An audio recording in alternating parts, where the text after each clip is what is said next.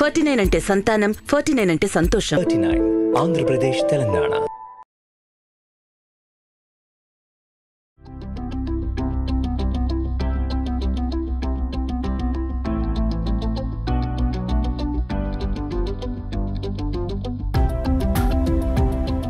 Welcome to Suman TV. అన్నంలోకి రకరకాల పొళ్ళు చేసుకుంటాం. కందిపొడి, పెసరసున్ని, కారపొడులు, రకరకాల పప్పుల పొళ్ళు, కొబ్బరి పొడి, ఎండు కొబ్బరి పొడి, పుట్నాల పప్పు పొడి, పల్లి పొడి చేస్తాం కదా. అవన్నీ మన ఛానల్లో ఉన్నాయండి. ఏ పొడి కావాలంటే ఆ పొడి చెక్ చేసుకోండి.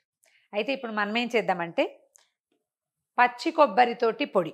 మన దగ్గర కొబ్బరి ఉంటే కనుక ఒక 2-3 రోజులు చక్కగా వాడుకోవచ్చండి. బాగా నిలవ ఉంటుందని అనుకోవద్దు. 5-6 రోజుల మించి ఏమి ఉండదు. శీతాకాలం కాబట్టి ఇప్పుడు కొంచెం ఉండొచ్చు.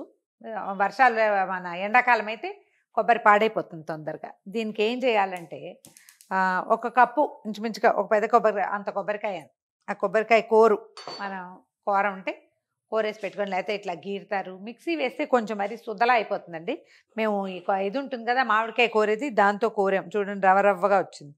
ఇది పక్కన పెడదాం. దీనికి ఏం చేయాలంటే ఇది ఇంచుమించుగా ఒక పెద్ద కప్పు ఉంది కదా, ఓ పావు కప్పు శనగపప్పు, ఓ పావు కప్పు మినపప్పు అనుకోండి. 2 పప్పులు విడివిడిగా కొంచెం దోరగా మంచి వాసన వచ్చేదాకా వేయించుకుందాం. ఆట్టే నూనె అది పట్టదండి. ఇందులో చాలా తక్కువ ఆయిల్ వేసుకుంటాము. కొబ్బరి నూనె ఎలాగ ఉంటుంది కదా, కొబ్బరిలో నూనె కొంచెం నూనె కూడా కాకుండా నెయ్యి వేస్తే బాగుంటుంది. కొద్దిగా ఎంతో పట్టదు, 1 స్పూను అంతే. శనగపప్పు వేయించేద్దాము. దోరగా అంటే హైలో పెట్టద్దు, మీడియం ఫ్లేమ్లో చేయి కదుపుతూ మంచిగా లోపల దాకా వేగేదాకా నిదానంగా వేయిస్తే చాలా రుచిగా ఉంటుంది. తొందరపడ్డామనుకోండి గింజ మాడిపోతుంది, పైన వేగినట్టు కనబడుతుంది కానీ లోపల మెత్తదనం ఉండిపోయి రుచి రాదు, నిల్వ ఉండదు. ఈ వేగిన శనగపప్పు చూడండి ముదురు వేపోయి వచ్చింది, తీసేద్దాము. మనం ఇట్లా క్యాస్ట్ ఐరన్ ప్యాన్లు పెట్టుకుంటే ఏంటంటే ఇది వేడెక్కిపోతుంది కదా, రెండోసారి వేసే పప్పు క్షణాల్లో వేగిపోతుంది. మినపప్పు కూడా దోరగా వేయించండి. మినపప్పు కూడా దోరగా వేపేసాను, తీసేస్తున్నా. ఇది కూడా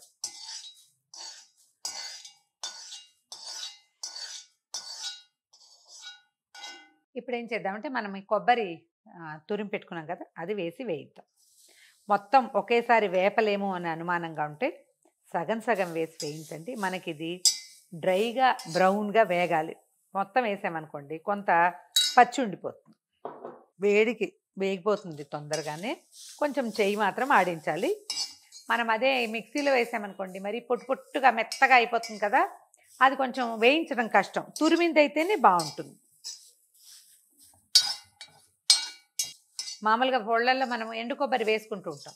పచ్చి కొబ్బరి వేసిన రుచి ట్రై చేసి చూడండి ఒకసారి, బాగుంటుంది. కొబ్బరి వేగిపోయింది చూడండి, ఇక ఇలా రవ్వగా రాలుతుంది, ఇక కనిపిస్తుంది కదా. ఇప్పుడు తీసేద్దాం. ఇందులో సన్నటి పార్టికల్స్ కొంచెం ముదురు వేపు వేగిపోతే ఏం పర్వాలేదు. ఈ పొడిలో వెల్లుల్లిపాయలు బాగుంటాయండి. 1 స్పూను నెయ్యి వేస్తున్నాను. ఇంతకంటే ఇంకేం వేయం మనం ఇందులో. ఇప్పుడు మనం ఏర్పరచుకున్న ఈ కప్పు కొబ్బరి, ఈ 2 పావు కప్పుల పప్పులకి ఒక 15 నుంచి 20 దాకా మిరపకాయలు పడతాయి. ఎండుమిర్చి కారం చూసి వేసుకోండి. నేతిలో వేయించి ఈ పప్పుల్లోకే తీసేసుకోవచ్చు. అండ్ దీంతో పాటు ఏంటంటే మనకి ఒక చిన్న నిమ్మకాయంత చింతపండు కూడా కావాలి. ఈ కారానికి ఆ కొబ్బరి తీపికి రెండిటికి సరిపోయేలాగా. దీన్ని ఏం చేద్దామంటే సెపరేట్గా విడదీసి పెట్టుకుంటే ఒక్కసారి నెయ్యి మొహం కొంచెం మూకుట్లో అట్లా అంటే అది డ్రైగా అయిపోతుంది అనమాట. ఒక చిన్న స్పూను జీలకర్ర వేస్తున్నాను. జీలకర్ర మిరపకాయలతో పాటే వేగిపోతుంది. ఎండుమిర్చి కూడా ఇందులో వేసేసి కాయలు ఆటే నల్లబడకుండా చకచకా కదిపేసేయండి. దీంట్లోనే మనం తీసి పెట్టుకున్న చింతపండు కూడా వేసేద్దాం. ఒకవేళ కొంచెం డ్రైగా ఉంటే చింతపండు మెత్తగా లేకుండా గ్రైండర్లో వేస్తే వేగిపోతుంది, కాకపోతే ఏదో నూనెలో వేస్తే ఇంకొంచెం ఈజీగా అవుతుందని ఉద్దేశం అన్నమాట. దీంతో పాటు ఒక 5-6 వెల్లుల్లి రెబ్బలు వేగిపోయినవి తీసేస్తున్నాను. స్టవ్ ఆపేసి ఇవి తీసేసుకుందాం.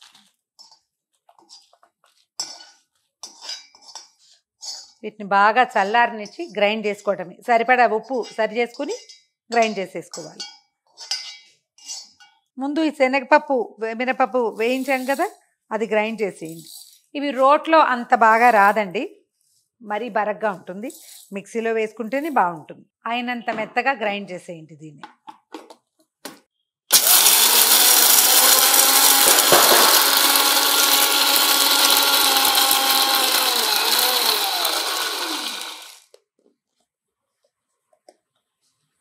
ఇప్పుడు ఎండుమిర్చి, చింతపండు, జీలకర్ర, వెల్లుల్లిపాయలు వేయించాం కదా, దీన్ని ఇందులో వేసేద్దాం. ఉప్పు కూడా సరిపడా వేద్దాము. ఉప్పు చివరికి మళ్ళీ ఒకసారి సరి చూసుకోవచ్చు. సుమారుగా ఒక స్పూన్ బావు పడుతుంది.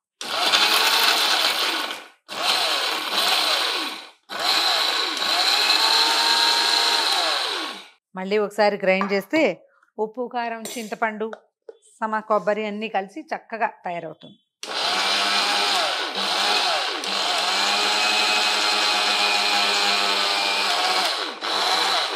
అవసరమైతే కొంచెం ఉప్పు రుచి చూసి సరి చేసుకోండి. అన్నంలోకి ఎక్సలెంట్గా ఉంటుందండి. దీన్ని ఇడ్లీ పొడిగా వాడుకోవచ్చు, పొంగలిలో సైడ్ డిష్గా వాడుకోవచ్చు. ఇంకొక సూక్ష్మం చెప్తాను. వేడివేడి నీళ్లు మరగబెట్టి ఆ నీళ్లలో కొంచెం పొడి వేసి కలిపితే ఇన్స్టెంట్ కొబ్బరి పచ్చడి కూడా తయారవుతుంది. ఇలా పచ్చి కొబ్బరితో చేసిన పచ్చడి చాలా బాగుంటుంది. ఇదే మనం పొడి ఎండు కొబ్బరితో చేసామనుకోండి, అప్పుడు వేడి నీళ్ళు పోసి కలపంగానే నూనె వాసన వస్తుంది, దీంట్లో నుంచి రాదు. ఇన్స్టంట్ పొడిలాగా మనం ప్రయాణాల్లో పిల్లలతో ఎక్కడికైనా వెళ్ళేటప్పుడు చేసి పెట్టుకుంటే, కొంచెం మిరపకాయలు తక్కువ వేసుకున్నాం అనుకోండి, అప్పుడు చక్కగా పిల్లలకి కమ్మటి ఇడ్లీ చట్నీ తయారైపోతుంది. పిల్లలు ఇష్టపడితే ఒక చిటికెడు పంచదార కూడా వేసి గ్రైండ్ చేసుకోవచ్చండి. మన చాయిస్ వెళ్ళింది అది. ఒక వారం రోజుల పాటు ఫ్రెష్గా అప్పుడే చేసినట్టు వాసన వచ్చే పచ్చి కొబ్బరి పొడి ట్రై చేసి చూడండి. ఈ వీడియో కనుక మీకు నచ్చినట్లయితే లైక్ చేయండి, షేర్ చేయండి. మరిన్ని ఇంట్రెస్టింగ్ వీడియోల కోసం సుమన్ టీవీకి సబ్స్క్రైబ్ చేసుకోండి.